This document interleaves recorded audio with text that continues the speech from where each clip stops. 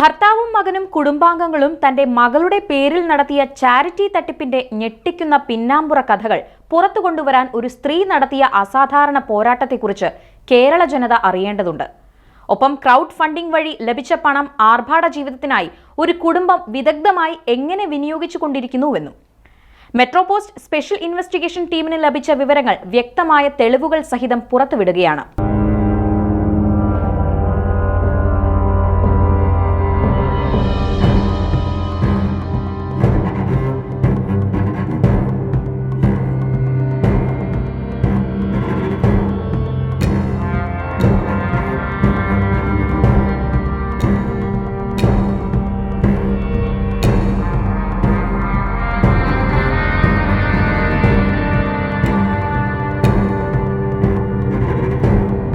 തൃശൂർ ജില്ലയിൽ നെന്മണിക്കര വില്ലേജിൽ ഉൾപ്പെടുന്ന ചിറ്റശ്ശേരി ദേശത്താണ് മാരക രോഗത്തിന്റെ മറപിടിച്ച് 1 കോടിയോളം രൂപയുടെ ക്രൗഡ് ഫണ്ടിംഗ് തട്ടിപ്പ് നടന്നത്. പൊതുസമൂഹം ഏറെ ആത്മാർത്ഥതയോടെ ഇടപെടുന്ന ചാരിറ്റി പ്രവർത്തനത്തിന്റെ വിശ്വാസ്യത തന്നെ തകർക്കുന്നതായി ചിറ്റശ്ശേരി ദേശത്തെ ചുള്ളി സുരേഷിന്റെ പ്രവർത്തനം. ഒരു വർഷം 10 ലക്ഷത്തിൽ 1-2 ആളുകൾക്ക് മാത്രം സംഭവിക്കുന്നതെന്ന് വൈദ്യശാസ്ത്ര ലോകം വിധിയെഴുതിയ സ്റ്റീവൻ ജോൺസൺ സിൻഡ്രം എന്നറിയപ്പെടുന്ന മാരക ത്വക്ക് രോഗമാണ് സുരേഷ് സീന ദമ്പതികളുടെ മകളെ ബാധിച്ചത്. 2021 ആസ്റ്റർ മെഡിസിറ്റി ഹോസ്പിറ്റലിൽ അഡ്മിറ്റാക്കിയ കുട്ടിക്ക് 15 ലക്ഷത്തോളം രൂപ ചികിത്സാ ചെലവ് വരുമെന്നാണ് ഹോസ്പിറ്റൽ അധികൃതർ അറിയിച്ചത്. ഭാരിച്ച ചികിത്സാ ചെലവ് താങ്ങാനാവില്ലെന്ന് മനസ്സിലാക്കിയ കുട്ടിയുടെ കുടുംബം സുമനസ്സുകളുടെ സഹായം തേടാൻ തീരുമാനിക്കുകയായിരുന്നു.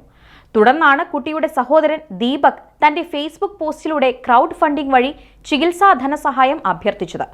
ഇതുവഴി ഒട്ടേറെ വ്യക്തികളും സംഘടനകളും ദേവാലയങ്ങളും വിദ്യാഭ്യാസ കേന്ദ്രങ്ങൾ അടക്കമുള്ള സ്ഥാപനങ്ങളുമെല്ലാം വലിയ തോതിൽ സാമ്പത്തിക സഹായങ്ങൾ നൽകുകയും ചെയ്തുവെന്നാണ് ഞങ്ങൾക്ക് ലഭിച്ച രേഖകൾ വ്യക്തമാക്കുന്നത്.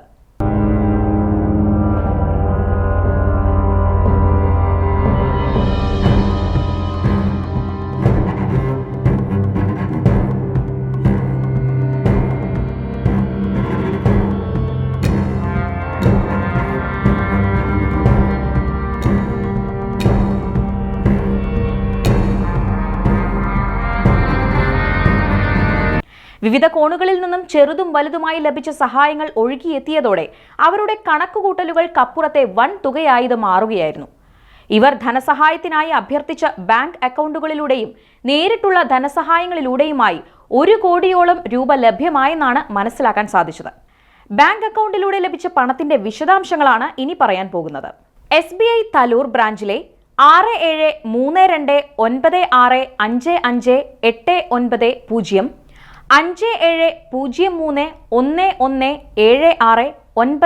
5703117692 671770551659401336013 4011539636 എന്നീ 5 അക്കൗണ്ടുകളിലൂടെ ഏകദേശം 70 ലക്ഷത്തോളം രൂപയും കാനറ ബാങ്ക് ഒല്ലൂർ ശാഖയിലെ 8621010928 86211010194829 എന്നീ 2 അക്കൗണ്ടുകളിലൂടെ ഏകദേശം 12 ലക്ഷം രൂപയും ഇവർ സമാഹരിച്ചിട്ടുണ്ട്.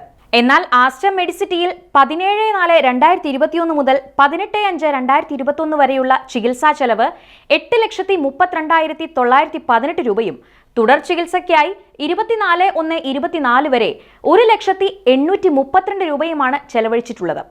ഇത് പ്രകാരം കുട്ടിയുടെ ചികിത്സയ്ക്കായി മൊത്തം 9,33,750 രൂപ മാത്രമാണ് ചെലവായതെന്നാണ് രേഖകൾ വ്യക്തമാക്കുന്നത്.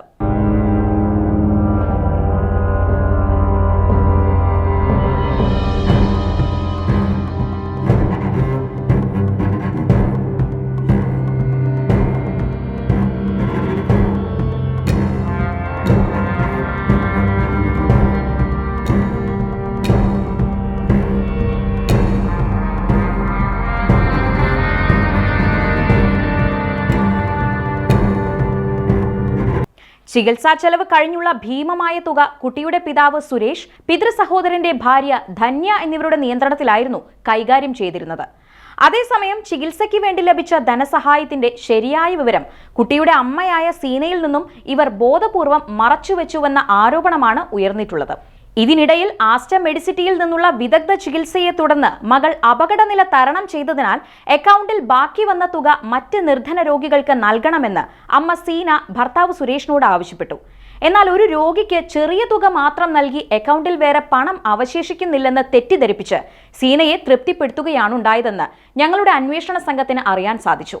സീന ജോലി ചെയ്തിരുന്ന സ്ഥാപനത്തിൽ ഓഡിറ്റർ വന്നപ്പോൾ മകൾക്ക് വേണ്ടി ധനസഹായം സ്വരൂപിച്ച കാര്യം അറിയിക്കുകയും ഇത് സംബന്ധിച്ച് നിയമപരമായ കാര്യങ്ങൾ ചോദിച്ചറിയുകയും ചെയ്തിരുന്നു.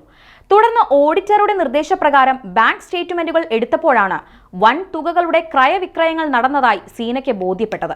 മകളുടെ പേരിൽ ലഭിച്ച ചികിത്സാ ധനസഹായം വഴിമാറി ചെലവഴിച്ചതിനെക്കുറിച്ച് സീന വീട്ടിൽ ചോദിച്ചപ്പോൾ അവരെ ആക്രമിക്കാനുള്ള നീക്കമാണ് ഭർത്താവിന്റെ ഭാഗത്തു നിന്നുണ്ടായത്. തുടർന്ന് നിരന്തര പീഡനമേൽക്കേണ്ടി വന്നതോടെയാണ് ഭർത്താവിൽ നിന്നും വിവാഹമോചനം ആവശ്യപ്പെട്ട് ഇരിങ്ങാലക്കുട കുടുംബ കോടതിയിൽ സീന കേസ് നൽകിയത്. കോടതിയിൽ നൽകിയ പരാതിയിൽ തനിക്ക് നേരിടേണ്ടി വന്ന ശാരീരികവും മാനസികവുമായ പീഡനങ്ങളെക്കുറിച്ചും സാമ്പത്തിക ഇടപാടുകളിലെ ക്രമക്കേടുകളെക്കുറിച്ചും സീന വിശദമായി പരാമർശിച്ചിട്ടുണ്ട്. ഭർത്താവിൽ നിന്നുള്ള പീഡനം അസഹ്യമായതോടെ സീന മുംബൈയിലുള്ള സഹോദരിയുടെ വീട്ടിലേക്ക് താമസം മാറ്റുകയായിരുന്നു. പൊതുസമൂഹത്തെ ഒരു മാരക രോഗത്തെ മുൻനിർത്തി ആസൂത്രിതമായി കബളിപ്പിച്ച് നടത്തിയ വൻ വെട്ടിപ്പ് പുറത്തുവരുമെന്ന് ഉറപ്പായപ്പോൾ ഭർത്താവ് സുരേഷിന്റെയും സഹോദരന്റെ ഭാര്യ ധന്യയുടെയും നേതൃത്വത്തിൽ സീനയ്ക്കെതിരെ അപവാദ പ്രചരണങ്ങൾ ആരംഭിച്ചു. കൂടാതെ ധന്യ അവർ ജോലി ചെയ്യുന്ന സ്ഥാപനത്തിന്റെ ഉടമസ്ഥന്റെ സംഘടനാ ബന്ധങ്ങൾ ഉപയോഗപ്പെടുത്തി സീനയെ നിരന്തരം ഭീഷണിപ്പെടുത്തിയിരുന്നു.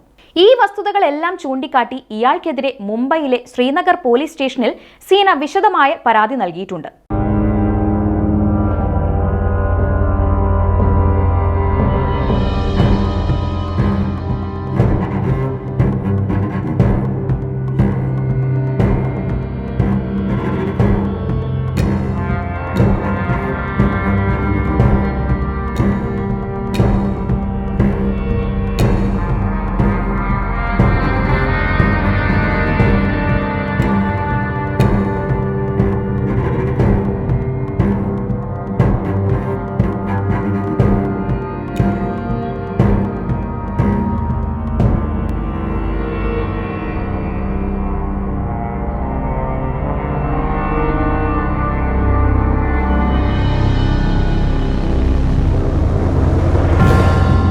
സാമ്പത്തിക പരാധീനതകൾ മൂലം വിദഗ്ധ ചികിത്സ ലഭിക്കാൻ വിഷമതകൾ നേരിട്ട ഒരു പെൺകുട്ടിയെ സഹായിക്കാൻ തയ്യാറായ സുമനസ്സുകളെ പോലും കബളിപ്പിക്കുന്ന വിധത്തിലുള്ള വൻ വെട്ടിപ്പാണ് തൃശൂരിൽ അരങ്ങേറിയത്.